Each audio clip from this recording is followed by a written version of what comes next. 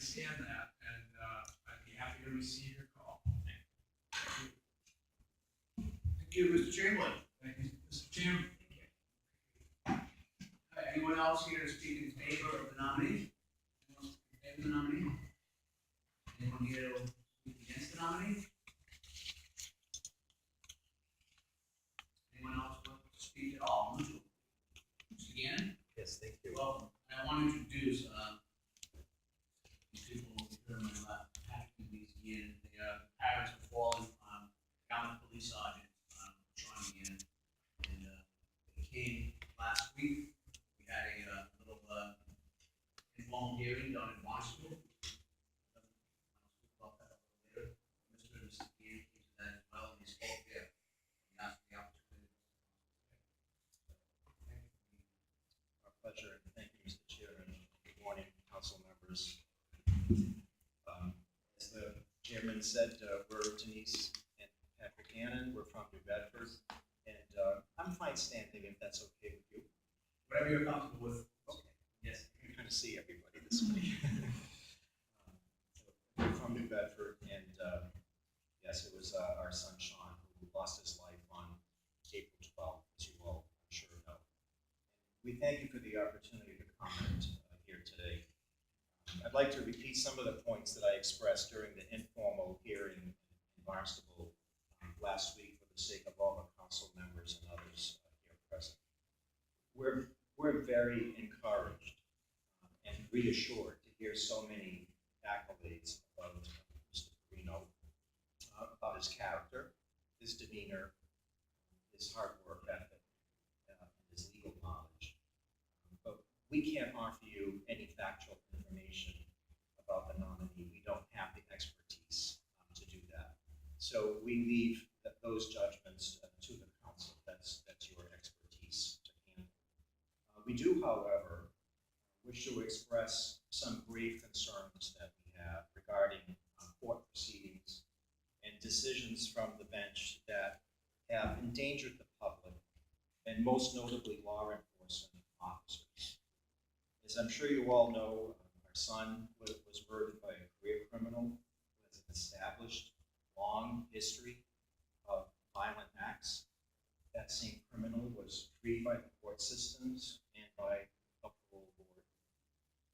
The person who brutally attacked and subsequently killed Sergeant Michael Chesna in Weymouth, and also an innocent senior citizen, also had an illustrious career, a criminal history, yet he was apparently freed by the courts as well.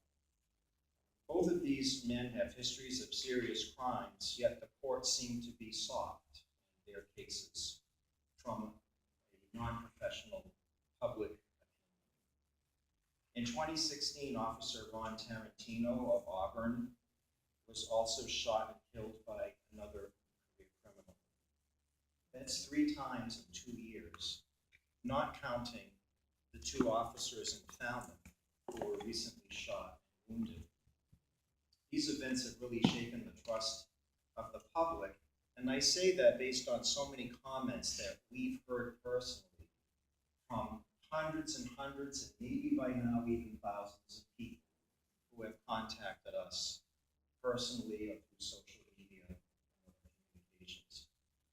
They're shaken, and these tragedies, which in part I feel are related to prior court decisions, caused our son to be a victim. We're victims of his tragic loss.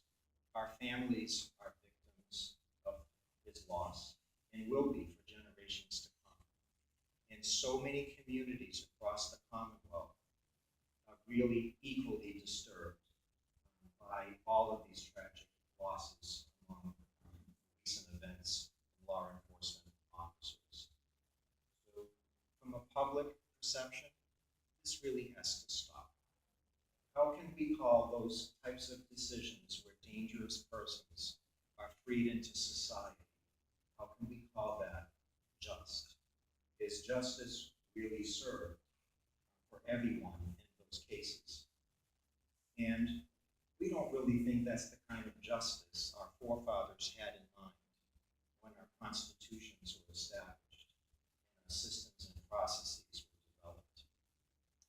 That being said, we do appreciate the fact, though, that there are restrictions and limitations in the law that sometimes prohibit a court from rendering a decision that in their heart they may truly want to impose.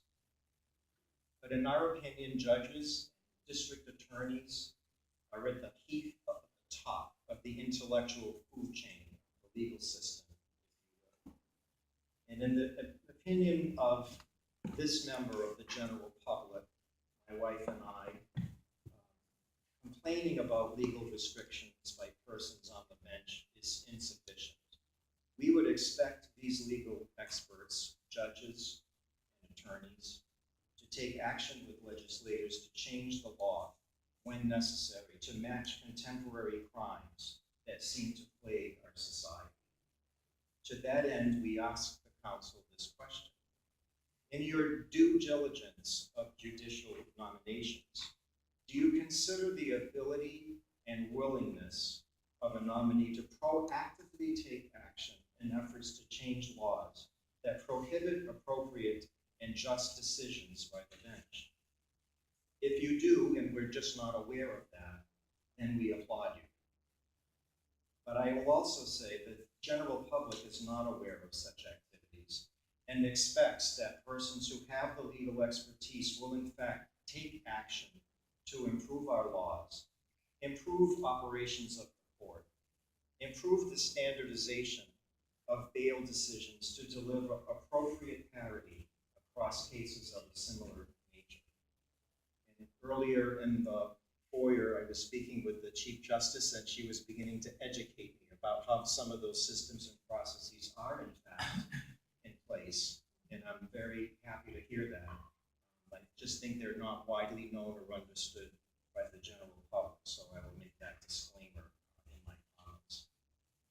But we think this council has a tremendous opportunity to begin with a cycle of positive change to improve our courts and our laws through the appointment of judges in all courts who, in your expert opinion, have the ability and have the willingness to not only serve justice for the sake of our society, but to reestablish trust in the public, the very people who elect you to represent the interests of the public.